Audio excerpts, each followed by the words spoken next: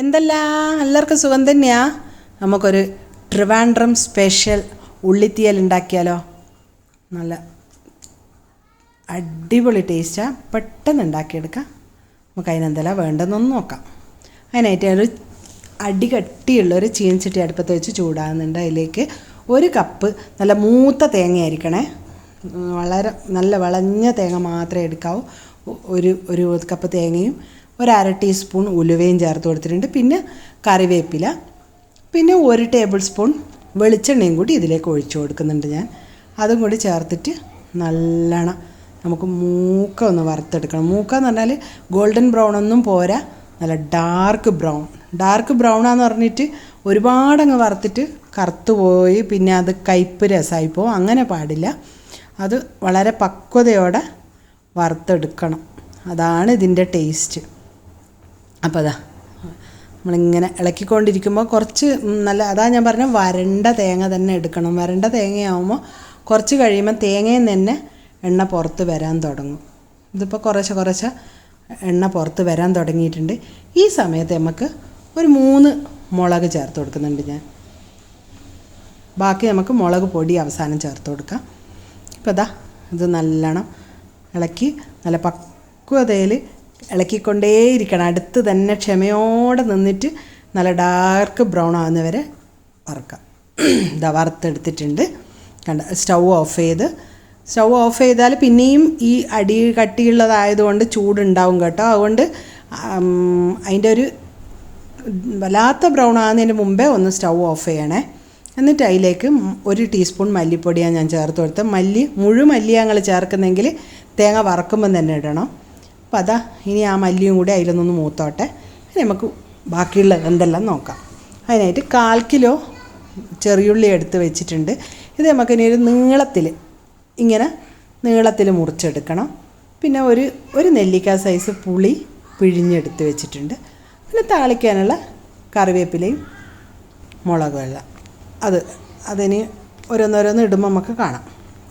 ഇനി ഈ തേങ്ങ നല്ലോണം തണുത്ത് വന്നിട്ടുണ്ട്. ഇത് നമുക്ക് മിക്സിൻ്റെ ജാറിൽ ഇട്ടിട്ട് അരച്ചെടുക്കാം. അരക്കുമ്പോൾ ശ്രദ്ധിക്കേണ്ട കാര്യം, ഒട്ടും വെള്ളം ഒഴിക്കാൻ പാടില്ല. ആദ്യം ഒന്ന് നല്ലോണം ഒന്ന് പൊടിച്ചിട്ട് പിന്നെ വേണമെങ്കിൽ വെള്ളം ഒഴിച്ചാൽ മതി. പക്ഷേ എനിക്ക് വെള്ളമൊന്നും ഒഴിക്കേണ്ട വന്നിട്ടില്ല. വെള്ളം ഒഴിക്കാണ്ട് തന്നെ കണ്ടില്ലേ, തേങ്ങയിലും വെളിച്ചെണ്ണേണ്ടേനും ആദ്യം ഒരു ടേബിൾ സ്പൂൺ വെളിച്ചെണ്ണ ഒഴിച്ചതല്ലേ. അപ്പോൾ അതുകൊണ്ട് തന്നെ അത് നല്ല പക്കാവായിട്ട് വന്നിട്ടുണ്ട്. അതൊരു ഭാഗത്തിരിക്കട്ടെ. നമുക്കൊരു ചട്ടി അടുപ്പത്ത് വെച്ച് കൊടുക്കാം.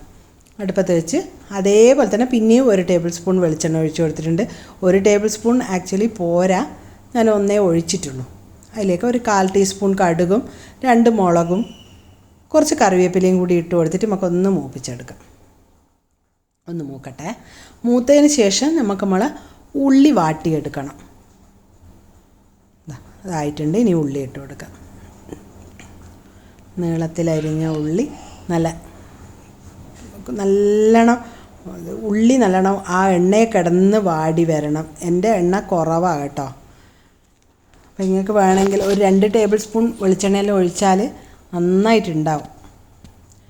അപ്പോൾ അതാ ഇനി ഈ കുറച്ച് നേരം നമുക്കത് മൂടി വെച്ചിട്ടൊരു 2-3 മിനിറ്റ് മൂടി വെച്ചിട്ട് ലോ ഫ്ലെയിമിലിട്ടിട്ട് വെക്കാം. അപ്പോൾ 2 മിനിറ്റ് കഴിഞ്ഞിട്ടുണ്ട്. കണ്ടോ, കരിഞ്ഞു പോവില്ല, പേടിക്കണ്ട. എന്നിട്ട് നല്ലോണം ഒന്നും കൂടി ഇളക്കിയിട്ട് പിന്നെയും മൂടി വെച്ചിട്ട് അതേപോലെ തന്നെ 2-3 മിനിറ്റ് വെക്കാം. അപ്പോഴത്തേക്ക് തന്നെ ഏകദേശം പകുതി മുക്കാൽ ഉള്ളി വാടി കിട്ടും. ഇതും വെച്ചിട്ട് അങ്ങ് പോയി കളയരുതേ, അതിൻ്റെ അടുത്ത് തന്നെ ശ്രദ്ധിച്ചുകൊണ്ടിരിക്കണം. കണ്ടോ, ശരിക്കും ഒരു 6 മിനിറ്റ് ആകുമ്പോഴേക്ക് ഉള്ളി ഏകദേശം ആയിട്ടുണ്ട്. മൂടി വെക്കുമ്പോൾ നിങ്ങൾ പിന്നെ ലോ ഫ്ലെയിമിലാണ് ഇടാവും. ഞാനിപ്പോൾ ഉപ്പിട്ട് കൊടുത്തിട്ടുണ്ട്. ഉപ്പ് എന്ന് പറഞ്ഞാൽ ഞങ്ങൾ പിന്നെ കുറച്ച് ഇട്ട് കൊടുത്തിട്ട് വേണമെങ്കിൽ പിന്നെയും ഇട്ട് കൊടുക്കാമല്ലോ. അപ്പോൾ ഞാൻ കുറച്ചേ ഇട്ടിട്ടുള്ളൂ. എന്നിട്ട് നല്ലോണം പിന്നെ മൂടി തുറന്നിട്ട് നമ്മൾ ഇളക്കുമ്പോൾ ഒട്ടും പിന്നെ സ്റ്റൗ വേണമെങ്കിൽ കൂട്ടി വെക്കാം. മീഡിയം ഫ്ലെയിമിൽ ഇടുന്നതാണ് നല്ലത്. അപ്പോൾ കണ്ടോ, ഏകദേശം വാടി ശരിയായിട്ടുണ്ട്. ഇനി നമുക്ക് മഞ്ഞൾപ്പൊടി ഇട്ട് കൊടുക്കാം. 1/2 ടീസ്പൂൺ മഞ്ഞൾപ്പൊടി ഇട്ട് കൊടുത്തിട്ടുണ്ട്. പിന്നെ നമ്മൾ അരച്ച് വെച്ച് തേങ്ങയുണ്ടല്ലോ, അതും കൂടി ഒഴിച്ച് കൊടുക്കാം. പിന്നെ പുളിവെള്ളം, പുളി പിഴിഞ്ഞെല്ലാം റെഡിയാക്കി വെച്ചതല്ലേ, അതും കൂടി ഒഴിച്ചു കൊടുക്കാം. ഇനി എല്ലാം കൂടി ഒന്ന് ഇളക്കി ചേർത്തിട്ട്, ഇനി അധിക നേരം ആവണ്ട കേട്ടോ. തേങ്ങ ആയതുകൊണ്ട് ഈ മുളകിൻ്റെ പൊടിയും, 1 ടീസ്പൂൺ മുളകിൻ്റെ പൊടിയും, അന്നേരം ഉപ്പ് നോക്കിയിട്ട് പോരാത്ത ഉപ്പും കൂടി ഇട്ട് കൊടുത്തിട്ട് നല്ലോണം ഒന്ന് ഇളക്കി ഒന്ന് തിളച്ച് വന്നാൽ മതി. നല്ല അടിപൊളി കറി റെഡി.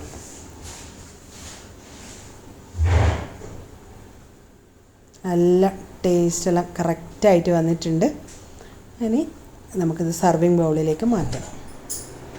കണ്ടോ, എല്ലാവരും ഉണ്ടാക്കി കഴിച്ചു നോക്കി അഭിപ്രായം അറിയിക്കാൻ മറക്കണ്ട. ഒരിക്കൽ കൂടി ചേച്ചി താങ്ക് യു.